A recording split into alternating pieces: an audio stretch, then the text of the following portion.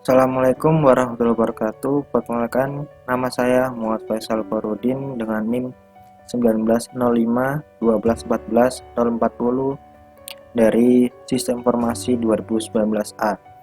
Di sini saya akan melatihkan praktikum tentang FTP server.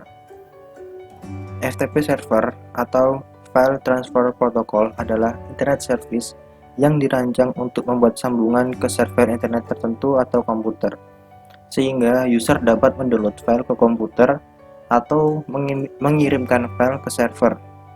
FTP saat ini banyak digunakan untuk melakukan pertukaran data, karena lebih mudah daripada menggunakan perangkat kabel atau fisik. Lalu di sini ada beberapa fungsi dari FTP, yaitu yang pertama, melakukan upload halaman website ke dalam web server atau web hosting ke internet, terus menjelajah dan mengunduh file dari situs perangkat lunak publik, lalu ada mengirimkan file yang berukuran besar menjadi dua partisi yang mungkin saja terlalu besar untuk dilampirkan ke dalam email. Selanjutnya bisa mengunduh dan melakukan upload konten seperti tugas kuliah ke FTP server, lalu mendistribusikan revisi terakhir program yang dilakukan oleh pengembang perangkat lunak. Dan tidak hanya itu, ada lebih banyak lagi fungsi FTP yang bisa dimanfaatkan dalam melakukan pekerjaan sehari-hari. Lalu di sini ada cara kerja FTP. FTP bekerja dengan mengandalkan autentikasi standar yang meminta pengguna komputer untuk memasukkan username dan password untuk bisa mengakses data. Setiap kali kamu ingin mengunduh, mengunggah, ataupun melakukan aksi lain terhadap data dalam komputer, maka diperlukan akses dari FTP untuk perintah yang kamu lakukan. Password dan username itulah yang menjadi kunci akses dalam mengakses data di dalamnya. Dengan password dan username yang diberikan oleh FTP, kamu bisa leluasa memindahkan, menyalin, membuat, dan menghapus data yang ada di dalam direktori penyimpanan komputer. Namun, sebelum menjadi pertukaran data tersebut, FTP client terlebih dahulu harus melakukan permintaan koneksi terhadap FTP server. Jika FTP client terhubung ke FTP server, barulah di situ terjadi aktivitas yang kerap kamu lakukan seperti mengunduh data, mengunggah, dan sebagainya. Lalu di sini ada beberapa perintah dasar FTP, yaitu pertama koneksi dengan FTP, halaman FTP server, melihat direktori server dengan dir, mengupload file dengan put, mendownload file dengan get, dan keluar dari koneksi FTP menggunakan quit. Selanjutnya saya akan melakukan percobaan atau praktikum tentang skenario yang ada di modul ini. Yang pertama kita membuat skema jaringan seperti yang sebelumnya yang ada di DNS itu. Lalu langkah percobaannya, buat skema jaringan seperti gambar di atas dan pastikan jaringan dapat berfungsi dengan baik, terutama pada jaringan PC1, 4, laptop, dan smartphone dapat terhubung dengan file server. Yang kita coba aja, FTP servernya kita beri IP, dia 43432, lalu subnetnya 252525, DTW-nya 43433, dan DNS servernya 33331. Kita coba dulu apakah sudah terhubung dari PC1. Kita coba IP-nya 43432. Kita coba ini 4343.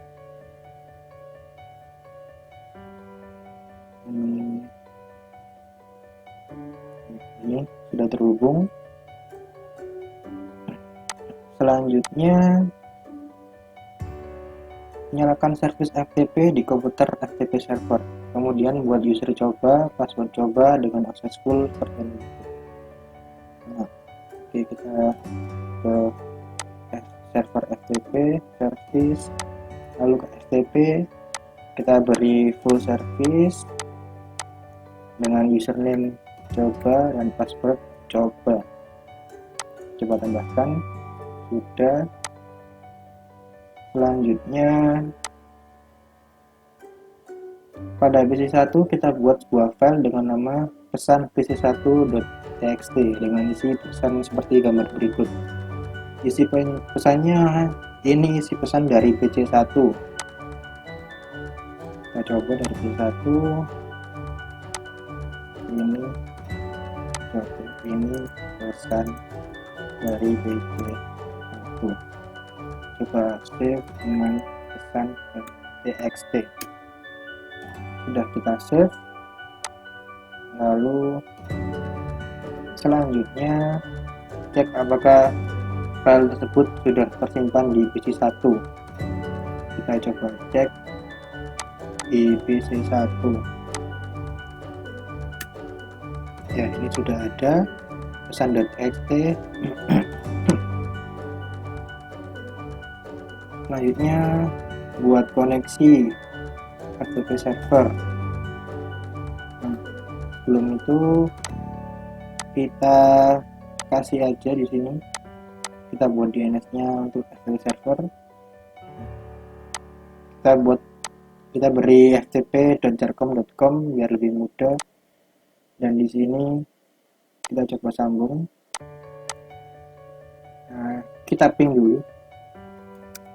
Ini ftp.jarcom.com.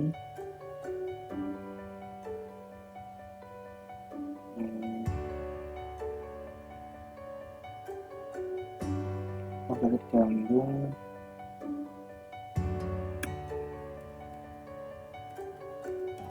ftp.jarcom.com. Nah, sudah tersambung. Lalu kita sambungkan, kita login ke ftp.jarcom.com. Username coba, password coba. Sudah login, terus kita lihat apakah ini semua datanya. Masih belum ada pesannya, pesan.txt di sini.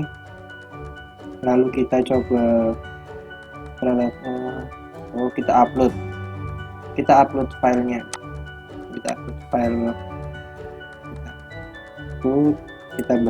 Kita kirimkan namanya di pesan.txt. Kita upload. Nah, sudah selesai diupload. Lalu perintahnya pada laptop, kita coba download. Pada laptop kita coba download. Kita lihat dulu apa tersambung. ftp.jarcom. Nah, sudah sambung. Lalu kita coba login jarcom.com. Username coba, password coba. Sudah login, kita lihat apakah sudah ada. Nah, di sini sudah ada. Lalu kita download get pesan.txt. Nah, sudah selesai di download. Lalu perintah selanjutnya, file yang sudah di-download di laptop, coba buka. Kita coba buka file, open. Nah, di sini ada, ini pesan dari PC1.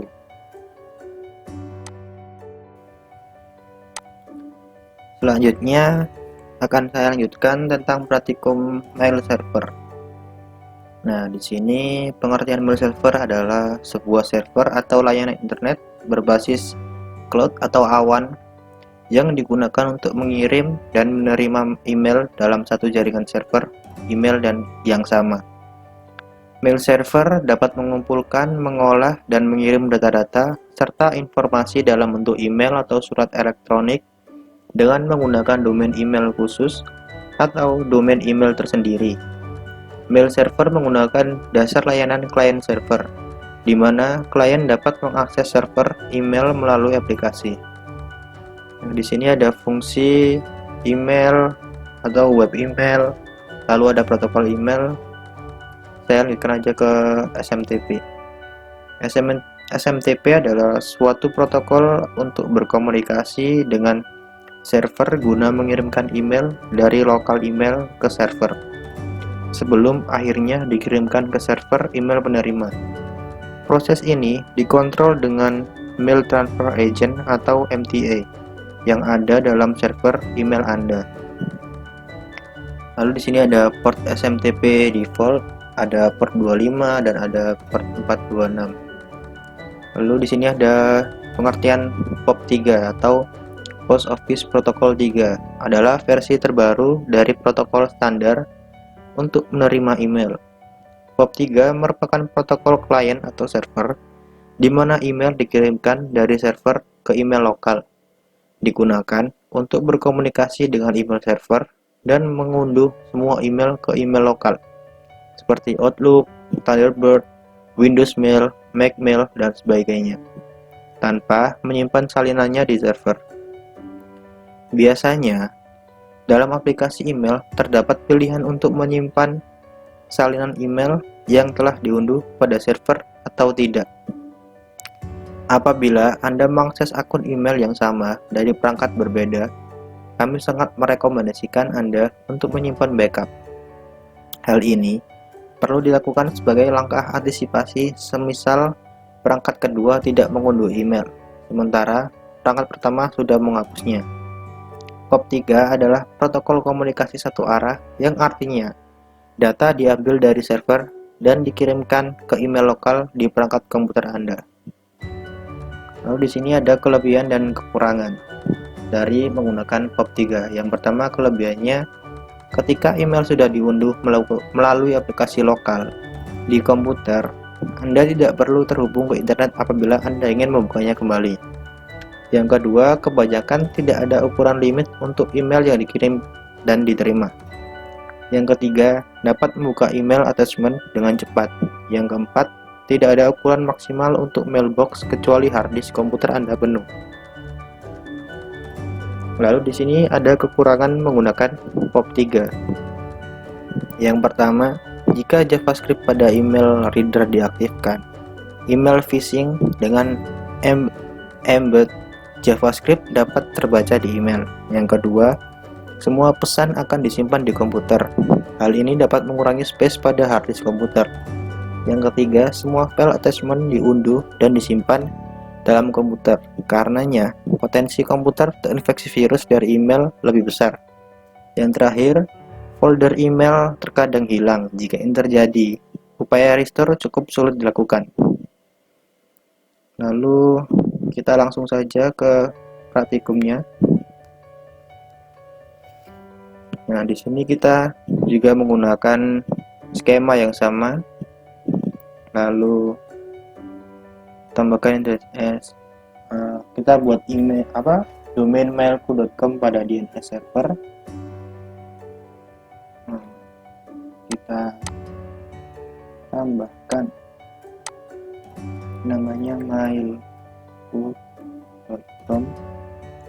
Addressnya ini dari mail ini yang sebelumnya sudah saya beri IP yaitu 43434 sama subnet masknya 255.255.255.0. Value-nya 434343 dan dia servernya ya ke arah dan sini 333331 yaitu 4343434. Kita add, sudah ada. Lalu kita coba dulu apakah sudah terhubung.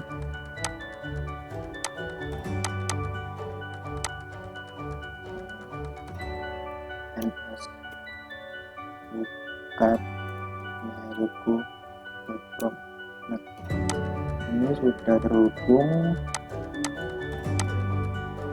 Selanjutnya pada mail server, kita aktifkan server email dan buat dua akun email untuk pengguna seperti gambar berikut. Namanya user 1 dan user 2.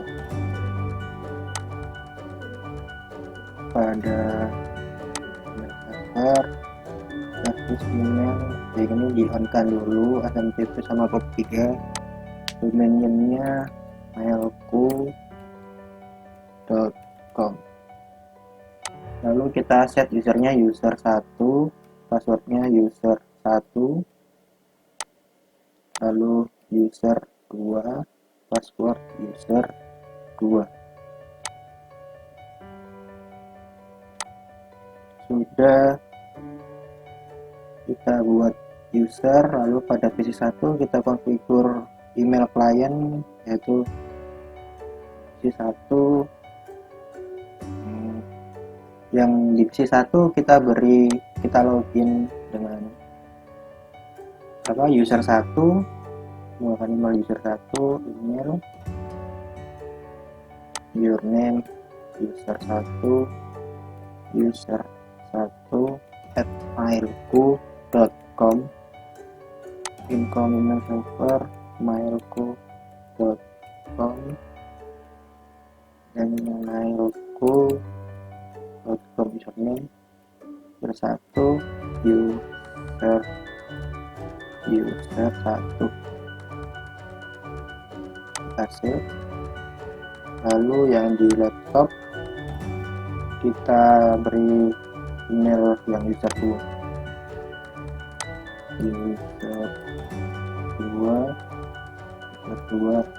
@mailku.com, dari mailku.com kita kopikan user 2, passwordnya user 2, kita save.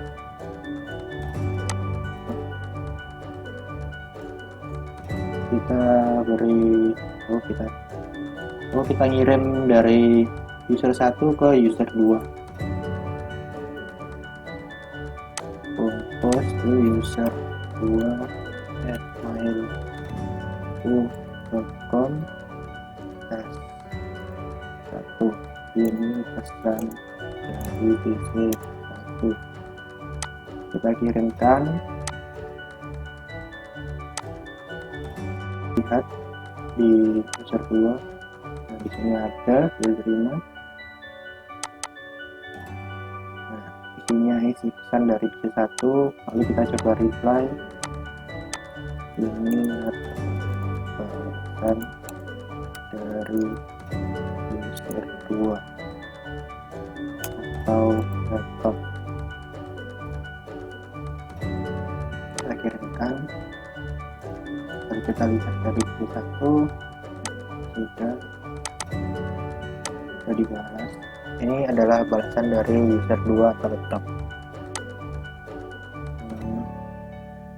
Nah, sudah sekian praktikum dari saya. Wassalamualaikum warahmatullahi wabarakatuh.